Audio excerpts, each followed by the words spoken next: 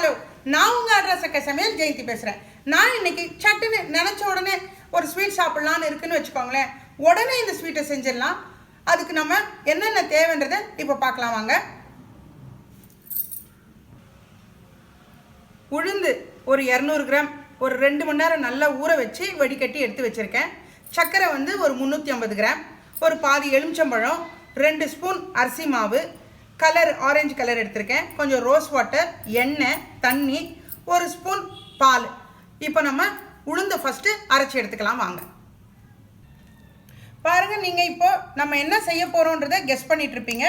ஆமாங்க, நான் ஜாங்கிரி தான் செய்ய போகிறேன். அதுக்கு தான் நம்ம உளுந்தை இந்த மாதிரி அரைச்சிக்கிட்டோம்.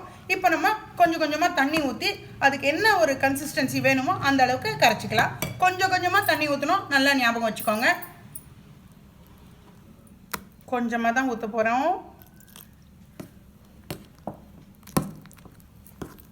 நம்மளுடைய தோசை மாவு பதத்துக்கு வந்தால் போதும். அப்போ தான் அது நல்லா அழகாக அப்படியே ஃப்ளோ ஆகும் நம்ம நினைக்கிற டிசைனுக்கு. இப்போ இதில் நம்ம கொஞ்சமாக கலர் மிக்ஸ் பண்ணிக்கலாம். நான் ஆரஞ்சு கலர் எடுத்திருக்கேன். உங்களுக்கு எல்லோ வேணும்னா கூட போட்டுக்கோங்க. பட் ஜாங்கிரி வந்து ஆரஞ்சு தான் போடுவாங்க. அவ்வளோதான். இதை நல்லா மிக்ஸ் பண்ணிக்கலாம். கலர் நல்லா மிக்ஸ் பண்ணிட்டேன் நான். இப்போ நம்ம கொஞ்சமாக அரிசி மாவு சேர்த்துக்கலாம். அரிசி மாவு ஏன் சேர்க்குறோன்னா லைட்டாக கிறிஸ்பினஸ் வரணும், அதுக்காக தான் சேர்க்குறோம். பாருங்கள், நான் ஒரு 1.5 ஸ்பூன் தான் அரிசி மாவு சேர்த்துருக்கேன். இப்போ இதையும் நல்லா மிக்ஸ் பண்ணிக்கலாம். கொஞ்சம் தண்ணி விட்டுக்கலாம்.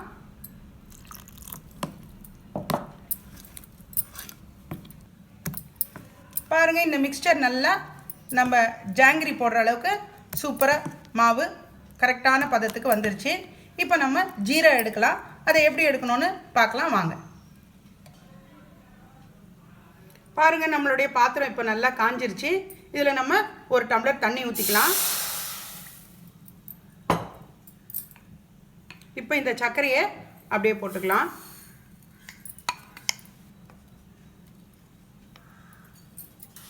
இது நல்லா இப்படி மிக்ஸ் பண்ணிக்கோங்க.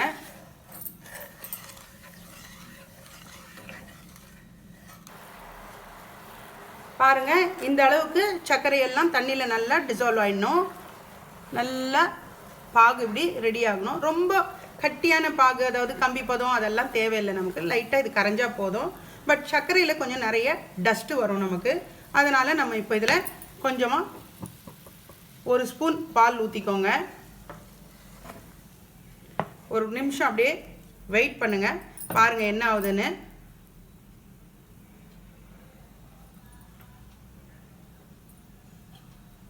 பார்த்தீங்களா, அந்த அழுக்கெல்லாம் அந்த பாலில், அதாவது பால் திரியுது இல்லையா, திரிஞ்சோடனே எல்லாமே இப்படி அழகாக அழுக்கோட சேர்ந்து வந்துடும். நம்ம இதெல்லாம் ஒரு கிண்ணத்தில் அப்படியே எடுத்துடலாம். பாருங்கள், இந்த மாதிரி எடுத்துடலாம். பாருங்கள், நம்ம இப்போ அந்த பாகுலேருந்து இருந்த எல்லா டஸ்ட்டையும் எடுத்தாச்சு. இந்த மாதிரி எல்லாத்தையும் நீங்களும் எடுத்துக்கோங்க. இப்போ ஜீரா ரெடி ஆகிடுச்சு. அதனால் இதில் கொஞ்சமாக நம்ம கலர் மிக்ஸ் பண்ணிக்கலாம். இதுலேயும் கொஞ்சம் கலர் போட்டிங்கன்னா தான் ஜாங்கிரியில் நல்லா அழகாக கலர் பிடிச்சி நமக்கு பார்க்க சூப்பராக இருக்கும். இதை லைட்டாக இப்படி கலரி விட்டுக்கோங்க. பாருங்கள், கலர் நல்லா ஜீராவில் சேர்ந்துருச்சு. இந்த ஜீரா வந்து கட்டிப்படாமல் இருக்கிறதுக்கு ஒரே ஒரு லைட்டாக ஒரு 2 ட்ராப் எலுமிச்சம்பழம், அவ்வளோதான், அது புழிஞ்சால் போதும். ஸோ இதை புழிஞ்சிக்கிறதுனால இது ஜீராவை கட்டியாக்காமல் நமக்கு அப்படியே லிக்விடாகவே வச்சுருக்கோம். அவ்வளோதான், நம்ம ஜீரா ரெடி ஆகிடுச்சு. இப்போ ஜாங்கிரிக்கு போயிடலாம் வாங்க. அந்த மாவுக்கிட்ட பாருங்கள், நம்ம பாவு நல்லா ஆறிடுச்சு. ஆறினோன்னா கொஞ்சம் லைட்டாக திக்காக இந்த மாதிரி ஆகிடும். அதாவது நம்ம குலாப் ஜாமுன்லலாம் சிறப்பு இருக்கும்ல, அந்த மாதிரி ஆயிடுச்சு. இப்போ இந்த டைமில் நல்லா ஒரு ஸ்பூன் ரோஸ் வாட்டர் ஊற்றிக்கலாம் நம்ம. அப்போ தான் நல்லா வாசனையாக மணமாக இருக்கும். பாருங்கள், இவ்வளோ ஊற்றினா போதும்.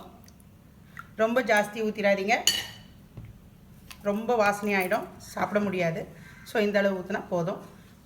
இது இன்னும் நல்லாவே ஆறட்டும். அதுக்குள்ளே நம்ம ஜிலேபிக்கு ஊற்றுறதுக்கு மாவை நம்ம எப்படி ஒரு கவரில் போட்டுக்கலான்றதை பார்க்கலாம் வாங்க. இங்கே பாருங்கள், நான் இந்த கவரில் இந்த மாவை இந்த மாதிரி ஃபில் பண்ண போகிறேன். அந்த மாதிரியே ஃபுல்லாக ஊற்றிக்கோங்க.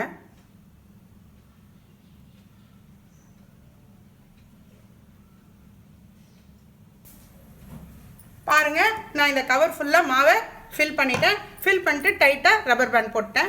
இப்போ இந்த முனையில் நம்ம சின்னதாக கட் பண்ணணும். பாருங்கள், கட் பண்ணி காட்டுறேன் நான். இப்போ ஊற்றிக்கலாம். பாருங்கள், இந்த மாதிரி வரணும் அது. இப்போ நம்ம எப்படி ஊற்றிக்கலான்னு பார்க்கலாம். பாருங்கள், இந்த மாதிரி கவரில் நம்ம ஃபில் பண்ணி வச்சிட்டோம்ல. இப்போ நம்ம எண்ணெயிலேயே டைரெக்டாக அப்படியே ஜாங்கிரி ஊற்றலாம். பாருங்கள், ஃபஸ்ட்டு ஒரு ரவுண்ட், அடுத்தது உள்ளுக்குள்ளேயே ஒரு ரவுண்ட், அதுக்கப்புறம் அப்படியே நான் அவ்வளோதான். அடுத்தது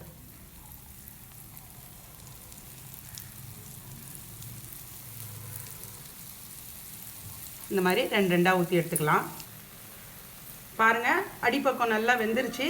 இப்போ லேசாக மெதுவாக இப்படி திருப்பி போட்டுக்கலாம். ஃபஸ்ட்டு ஊற்றும் போது ஷேப்பு கொஞ்சம் அன்ஈவனாக இருக்கிற மாதிரி இருக்கும். ரெண்டாவது வாட்டி பண்ணும்போது அழகாக வந்துடும் நமக்கு. இது பொரிஞ்சோடனே எடுத்து அப்படியே நம்ம ஜீராவில் போட்டுக்கலாம். ஒரு நிமிஷம் வெயிட் பண்ணலாம். பாருங்கள், நல்லா வெந்துருச்சு. இந்த சூடோடு அழகாக அப்படியே எடுத்து நம்ம பக்கத்தில் இருக்க ஜீராவில் அப்படியே போட்டுடலாம். அதுக்குள்ளே அடுத்தது வேறு ஷேப்பில் நான் போட்டு காட்டுறேன்.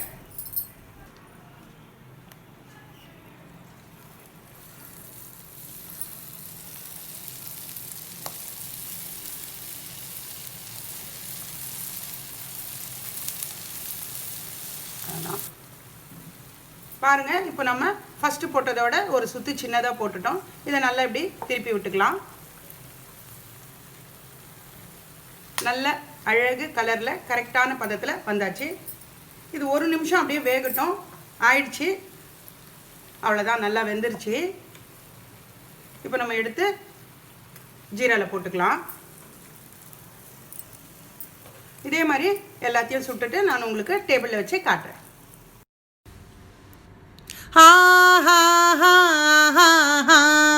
அசத்தலான ஜாங்கிரி. சூப்பராக எல்லாரையும் செஞ்சு அசத்திரிங்க. அசத்தலான நம்மளுடைய ஜாங்கிரியை உங்களுக்கு பிடிச்சிருக்கோன்னு நினைக்கிறேன். லைக் பண்ணுங்கள், ஷேர் பண்ணுங்கள், கமெண்ட் பண்ணுங்கள், சப்ஸ்கிரைப் பண்ணுங்கள். பக்கத்துலேயே பெல் ஐக்கானை டன் டடாயின்னு அடிச்சிருங்க. தேங்க்யூ.